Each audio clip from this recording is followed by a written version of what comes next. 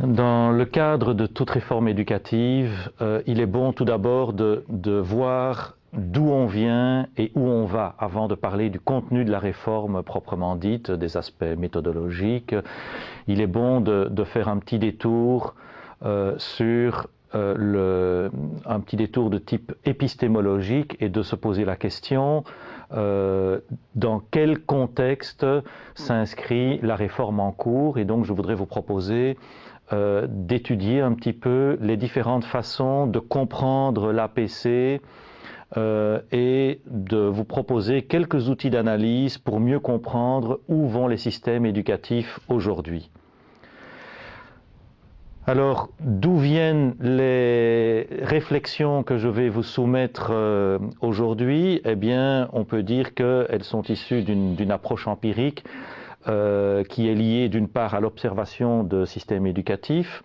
Dans les 20 années qui viennent, j'ai eu l'occasion de côtoyer une quarantaine de systèmes éducatifs et donc je pense que je peux dire que j'ai une bonne vision de ce qui se passe dans les différents pays, sur les différents continents.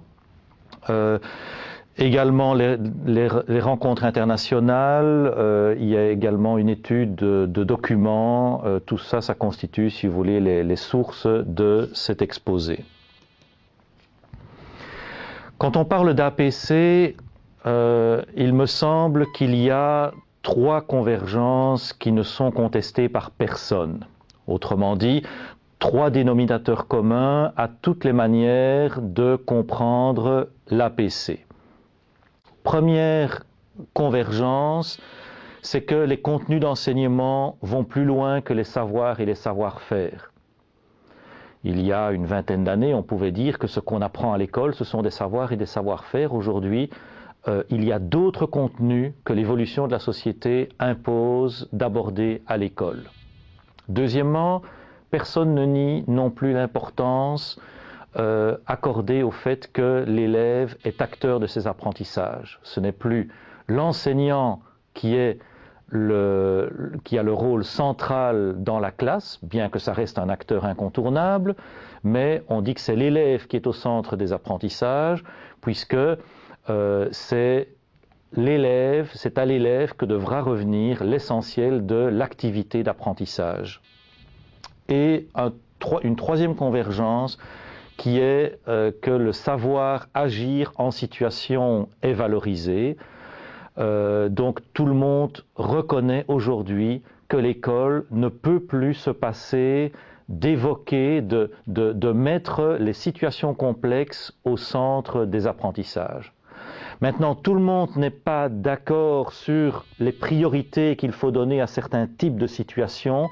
Est-ce qu'il faut donner la priorité à des situations en début d'apprentissage ou plutôt à des situations au terme d'un certain nombre d'apprentissages? Mais tout le monde s'accorde à dire que les situations complexes doivent jouer un rôle important à l'école. Pour comprendre les divergences maintenant, il est nécessaire de travailler sur trois paramètres qui sont compris de manière différente par les systèmes éducatifs. D'une part, les systèmes éducatifs ont une compréhension différente du profil de sortie de l'élève. D'autre part, il y a des processus d'enseignement-apprentissage qui sont différents. Et troisièmement, il y a des contenus ou en tout cas des accents différents qui peuvent être mis sur certains contenus. Évoquons tout d'abord les profils de sortie.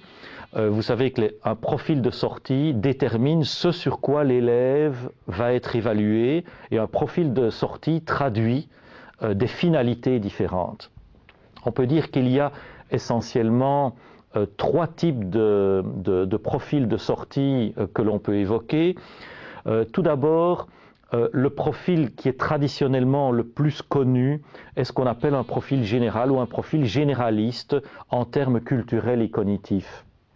Dans cette manière de comprendre le profil de sortie, ce qui est important avant tout pour l'élève, c'est d'acquérir un certain nombre de connaissances et un certain nombre d'éléments de culture pour pouvoir développer cette culture, se l'approprier pour pouvoir la développer. c'est ce type de profil dont nos systèmes éducatifs hérités de la tradition latine sont imprégnés depuis longtemps et je pense resteront encore imprégnés pendant un certain nombre d'années. Il y a une deuxième manière de comprendre un profil de sortie, qui est un profil, une manière de comprendre le profil qui est fort développé dans le monde anglo-saxon et qui est un profil sous forme de standard. Que sont les standards? Les standards, ce sont des listes d'objectifs, ce sont des listes de savoir-faire qu'un élève doit pouvoir maîtriser à la fin de chaque année, à la fin de chaque cycle. Ces standards sont élaborés dans une perspective un petit peu d'uniformisation des systèmes éducatifs. Et une troisième catégorie de profils de sortie, ce sont des profils de sortie qu'on peut qualifier de profils de sortie en termes de famille de situation.